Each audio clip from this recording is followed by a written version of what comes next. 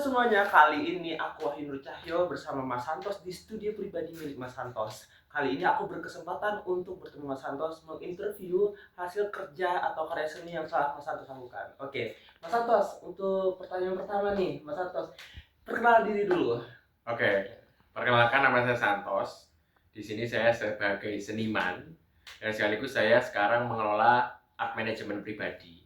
Dan manajemen ini bergerak nggak cuma di Malang, tapi ada di Jogja dan Jakarta seperti itu.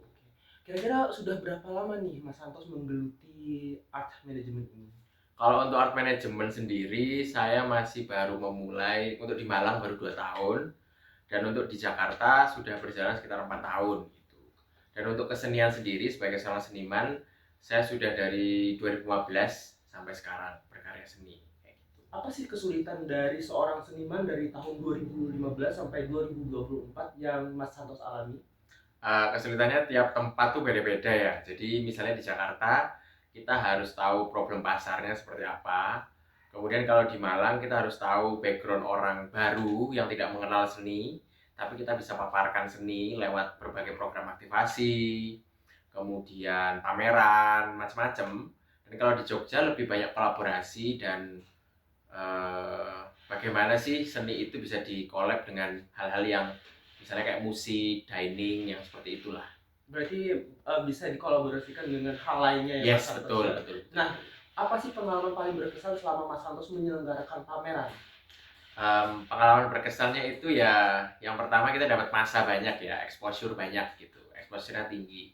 Terus yang kedua kita dapat kepercayaan dari F&B brand atau tempat-tempat khusus gitu. Jadi tempatnya itu bisa kita pakai untuk memajang karya seni saya gitu. Dan kita bisa mewadahi teman-teman atau seniman-seniman luar itu untuk berpameran, berkolaborasi dengan kita. Dan utamanya memang ada finansial yang masuk gede gitu, karena dari seni kan barang tersier ya, jadi otomatis income-nya cukup tinggi sih. Oh gitu. Nah, untuk rencana ke depan nih Mas Santos, dari tahun 2015 selama 9 tahun ya Mas Santos, Iya. dari tahun 2015 sampai 2024 menggeluti dunia seni. Untuk rencana ke depannya nih, mungkin di tahun depan apa yang akan dilakukan Mas Santos di art manajemennya? Targetnya kita bisa collab sama jaringan lebih luas gitu. Kita bisa collab sama galeri-galeri besar dan punya studio sendiri sih, galeri pribadi yang untuk memamerkan karya seni pribadi atau teman-teman kayak gitu. Oke, Mas Santos nih boleh pertanyaan yang lebih spesifik lagi? Boleh, boleh, boleh, Oke, boleh, boleh. tadi kan disebutkan ya kalau misalkan ada penyelenggaraan pameran, Yes. kolaborasi dengan seni musik dan yang lain-lain. Yes. Untuk Mas Santos sendiri sebagai seorang wirausaha di bidang seni, itu penghasilannya atau omset per bulannya itu kira-kira berapa Mas? Dan paling besar tuh didapatkan dari mana?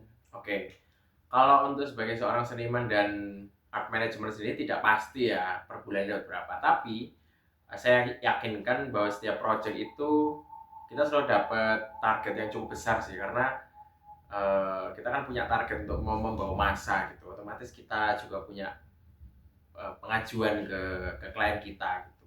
Rata-rata kalau untuk di Jakarta mungkin untuk sekali project bisa 5 juta ke atas ya, atau bahkan lebih gitu, itu yang paling minim gitu. Yang terakhir itu income saya dalam sekali pameran itu terakhir bisa hampir 100 juta gitu dari penjualan pameran. Kemudian untuk pameran sendiri pun itu beda-beda. Jadi ada yang penjualan personal, ada yang penjualan kelompok, dan ada macam-macam seperti merchandise kayak gitu. Dan untuk per project sendiri juga macam-macam, nggak cuma pameran, bisa festival, bisa kolaborasi musik, handle instalasi, atau misalnya perform, jadi macam-macam kayak gitu.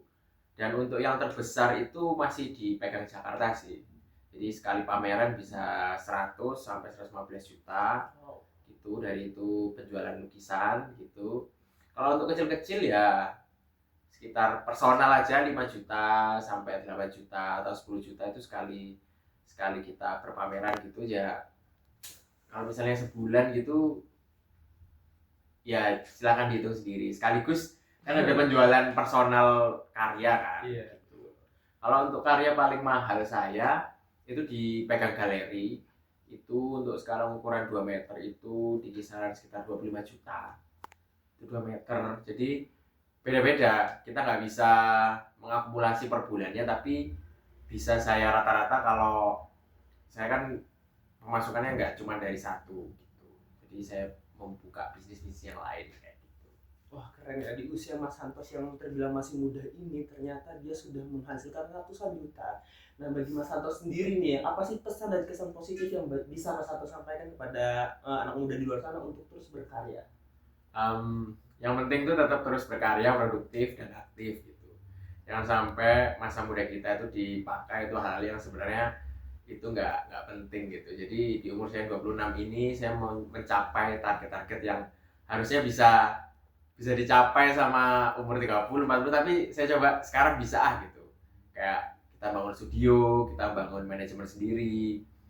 Sebenarnya 100 juta itu juga saya nggak kebayang, tapi ternyata bisa gitu, ada angkanya gitu. Dan kalau saya bisa berarti teman-teman juga bisa, dan jangan sampai ada kata-kata nggak bisa gitu loh. Selalu ada hal-hal yang bisa kita produktifkan, yang bisa kita coba dan kita explore dalam diri kita. Pada intinya semuanya harus bisa mencoba dan tidak boleh merasa Tidak bisa. tidak bisa. Yes. Oke. Terima kasih Mas Santos atas waktunya. Teman-teman sekalian terima kasih atas perhatiannya. Kami undur diri. Assalamualaikum warahmatullahi wabarakatuh. Terima kasih. Terima kasih Mas Santos. Terima kasih.